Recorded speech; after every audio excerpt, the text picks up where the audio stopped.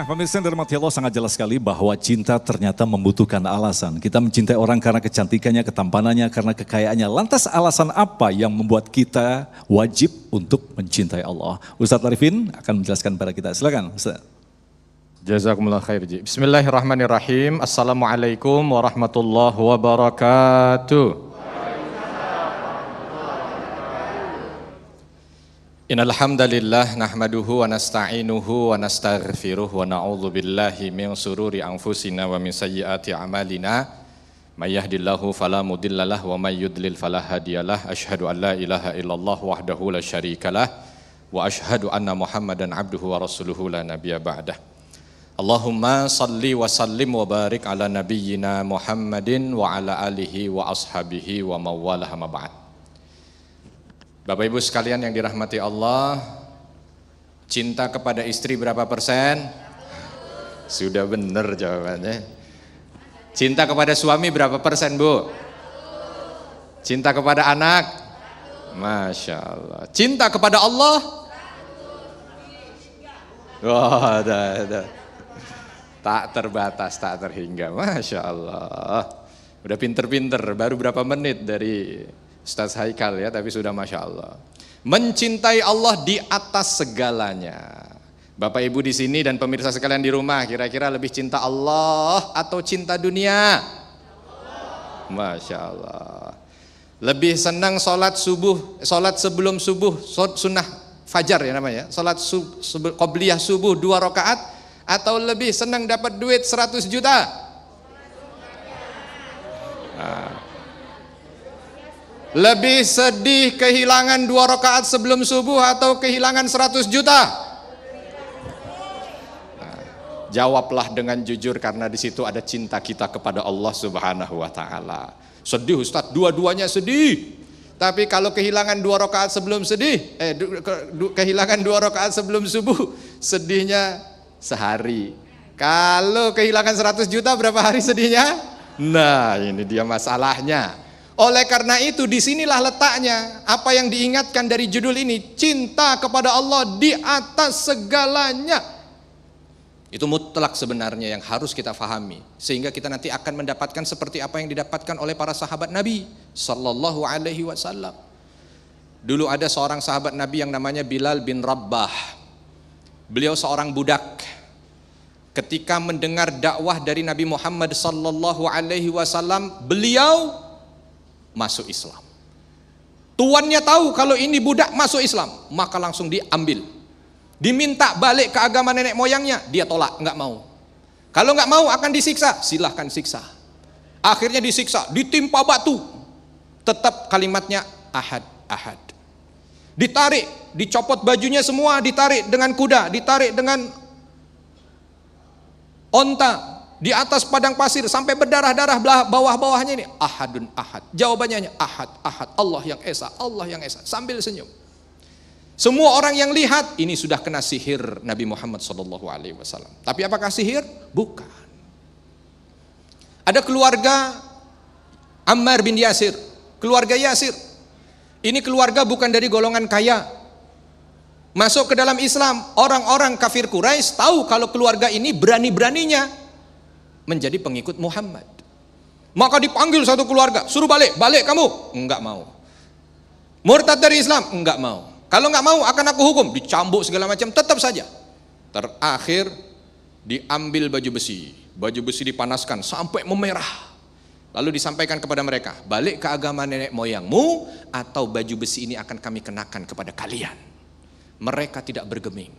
Sampai akhirnya ibunda dari Ammar bin Yasir namanya Sumayyah ditarik ke depan, dipakaikan baju besi itu. Wus! Langsung seketika badannya matang sampai terlihat kulitnya. Beliau syahid, menjadi syahidah pertama dan meninggal dalam kondisi tersenyum. Semua orang bilang ini sudah gila, ini sudah gila. Tapi itulah dia hakikat cinta. Orang kalau sudah cinta maka yang akan dia dapatkan, dan itu sebenarnya bekal dalam kehidupan, merasa nikmat hidup apapun adanya, nikmat hidupnya. Kenapa? Cinta. Daripada punya rumah 10 tapi nggak cinta kepada Allah, nggak akan enak itu rasanya. Lebih baik punya rumah 17 tapi cinta kepada Allah. Itu akan lain rasanya. Jangan fokus pada jumlahnya Bapak Ibu, fokus pada cinta atau tidaknya kepada Allah. Ini kalau dilihat dari wajahnya nih, wajah bermasalah semua ini ya. Wajah-wajah sedih semua.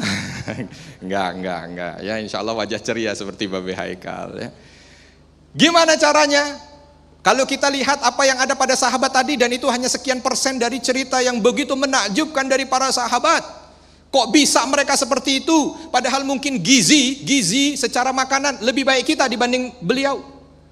Mungkin dalam kondisi kenyamanan hidup lebih nyaman kita. Aduh, kasur kita empuk, tidur kita AC, rumah kita gede, dibanding dengan beliau mungkin kita lebih.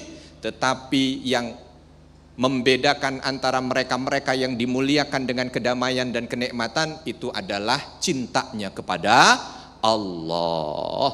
Itu yang penting. Maka dalam hidup yang harus ada di dalam hati, cinta kepada Allah melebihi segalanya. Itu yang disebutkan dalam hadis yang diriwayatkan dari Anas bin Malik radhiyallahu anhu dalam Sahih Bukhari, disampaikan, salasun man kunna fihi wajada halawatal iman. Ada 3 hal kalau ini ada dalam hati seseorang, maka dia akan merasakan manisnya iman. 1,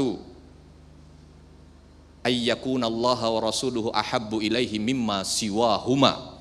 Menjadikan Allah dan Rasulnya sesuatu yang paling dia cintai di atas segalanya. Jadi cinta kepada Allah.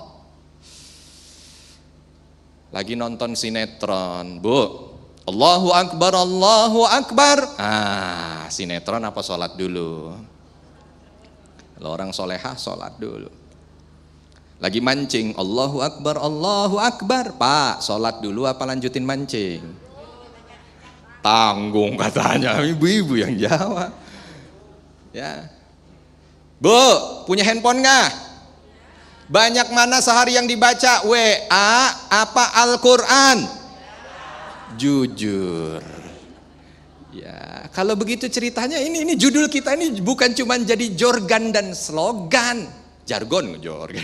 Jangan cuma jadi jargon dan slogan, harus jadi praktek nyata. Supaya kita betul-betul mendapatkan apa yang didapatkan oleh para sahabat Nabi. Mencintai Allah, cintai Allah dengan segenap jiwa dan raga. Mencintai Allah itu bagaimana sih? Bukan cuma di lisan. Mencintai Allah itu bukan cuma di lisan, tapi di praktek. Maka apa? Cintailah segala apa yang diwajibkan oleh Allah untuk dilaksanakan. Jauhilah apa yang dilarang oleh Allah Subhanahu wa taala. Cinta kepada firman-Nya. Cinta kepada firman-Nya. Firman Allah apa? Al-Quran. Cinta kepada itu, maka kita akan mendapatkan segalanya. Jangan Al-Quran kalah sama WA. Baca Al-Quran. Itu yang akan mendapatkan kenikmatan, karena dia mampu menjadikan Allah di atas segalanya. Cinta terhadap ketentuan Allah. Tuh, kita hidup nggak selalu nikmat kan? Ya enggak? Kalau lagi sakit kepala, Bu, kira-kira yang diucap apa? Hari Senin sakit kepala, hari Selasa sakit gigi, hari Rabu sakit pinggang. Kira-kira bagaimana tuh? Tapi kalau orang yang cinta kepada Allah semuanya dinikmati, alhamdulillah. Aduh, sakit gigi senut sekali, alhamdulillah ya Allah. Kalau kau ridha, ini bisa menghilangkan beban nerakaku 100 tahun. Gitu. Jadi yang dicari begitu, dengan takdir apapun bentuk takdirnya, tidak mengalahkan cintanya kepada Allah, tidak menggerus. Kalau ada orang baru dikasih sakit sedikit, ngerutu, itu sudah tergerus itu cintanya. Ya Allah, bukannya saya udah sholat 5 waktu, rajin di masjid, saf pertama lagi, kok masih susah bayar utang? Ini masalahnya. Kok masih kena ini, kok masih kena, ini masalahnya. Maka kita perlu tahu bahwa cinta kepada Allah di atas segalanya. Insya Allah dengan itu kita akan mendapatkan kebahagiaan hidup dunia dan akhirat. Baik, terima kasih Kiai dan pemirsa. Itulah tadi mukhodimah yang disampaikan oleh guru-guru kita yang kita cintai. Dan insya Allah kami akan siapkan untuk segmen selanjutnya. Kami persilakan Bapak dan Ibu untuk mengajukan pertanyaan. Kita akan jawab selepas pesan-pesan berikut ini. Damai Indonesiaku yang dipersembahkan oleh Sarung Wadimor, tentu sarung kita.